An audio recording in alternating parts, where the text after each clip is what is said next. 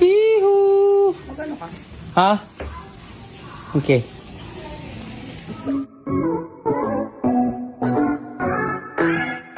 Andy Eigenman may pasaring sa mga turistang dumarayo sa isla ng Siargao, lalong-lalo na sa mga taong nagsasurf din. Hindi kasi pwedeng dayo ka lamang pero magsisiga-sigaan ka sa isla ng Siargao, kailangan mo rin igalang ang mga lokal doon. Panoorin at kung hindi pa nakasubscribe, don't forget to click subscribe and hit the notification bell to keep you updated.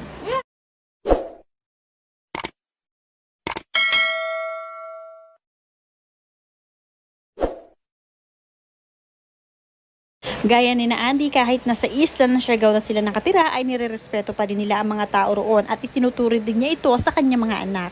Sabi nga niya, paalala niya, for anyone new to the island life, especially in the surf, this needs to be said. In every surf spot around the world, respecting the locals is not just etiquette, it's common sense, knowing when it's your turn, sharing the waves, and honoring those who've grown up with this break matters. You don't get to hug sets all day, and most especially, you don't get to curse and roll your eyes at a local legend who's waited over an hour for a wave. And even have the nerve to insist the wave is yours when you just got back and didn't even bother lining up. You insisted on getting some respect. Respect is earned, especially in the water. You don't just demand respect from locals when you don't even respect them at all. Medyo naimbyar na nga si Andy sa mga ipinapakita ng ilang mga turista sa isla ng Siargao. Imbis kasi na magpakumbaba at maghintay ng kanilang pila, ay sila pa ang matatapang at nagro-roll ng eyes sa mga local legend na naghihintay ng matagal para sa wave. What? What about Lilo? How's your summer school? Good. Good? How's your summer school, girl? Oh my goodness. Mama! See, when I arrived, oh, we're still playing. Here, Shakoy? You want Shakoy? Akoy! Shakoy! Dahil nga sa dagsa ng turista ngayong summer sa isla ng Siargao, minabuti na lamang ni na Andy na mag-staycation sa isang private resort doon. Hiyang na hiyang naman ang mga batang sina Lilo at Kowa sa kakaswimming sa isang private pool.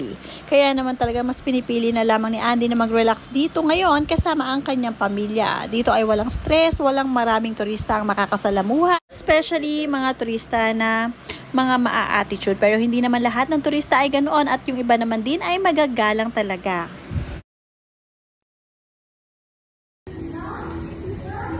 Did you guys enjoy swimming? Yeah. Nice. There now. Uh-oh. Gonna go down. Making some dinner. Ooh. Come on, bye-bye, Froggy. Bombs like to live on this. Yeah.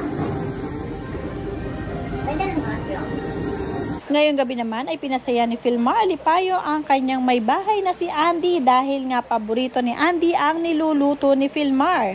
Steak night nga sila ngayon at talaga namang ito ay pinakahihintay ni Andy. Napakatahimik na nga nila sa private resort at ito pa nga ang kanilang hapunan. Kaya naman talagang perfect para sa kanila ang summer getaway na ito. Marami naman na nagkomento habang nagluluto si Filmar at naka-live ito. Good day, my idol Filmar Alipayo. Happy Islanders family. Enjoy your yummy medium rare steak with healthy drinks, rice and sinugba, fish and fruits. Keep safe and healthy. God bless you. At ang sabi pa naman ni Lilibet Solomon, wow, ang galing naman. Mas okay na magluto ng steak para makamura at siguradong masarap ang pagkakaluto.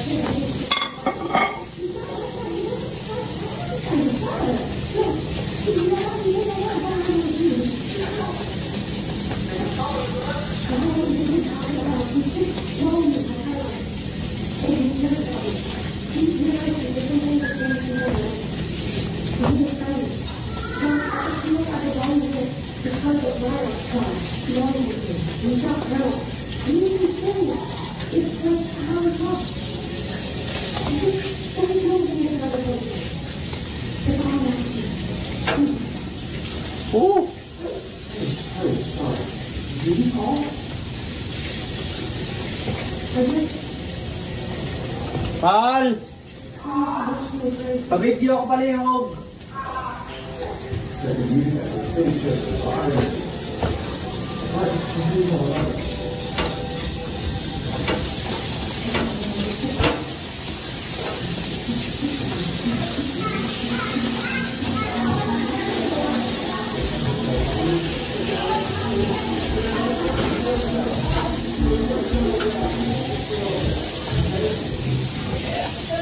I need your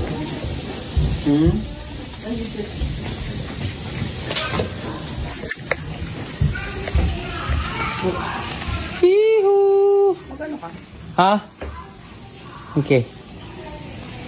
Enjoy naman si Lilo at Kowa sa kanilang staycation sa Mango Tree, Siargao. Sabi pa dito ng mga commenter, wow, sana makapunta ako dyan para ko ang mga anak si Andy at Papa Filmar. Sabi pa dito ni Christy Silao, enjoy mo diha, dong regards kong idol Andy. Hello Lilo and Kowa, so cute. At kahit nga gabi ay parang excited na excited pa rin na maligo at mag-swimming nga si Lilo at Kowa. Kahit na araw-araw nga ay nasa dagat sila, hindi pa rin sila nagsasawa sa tubig.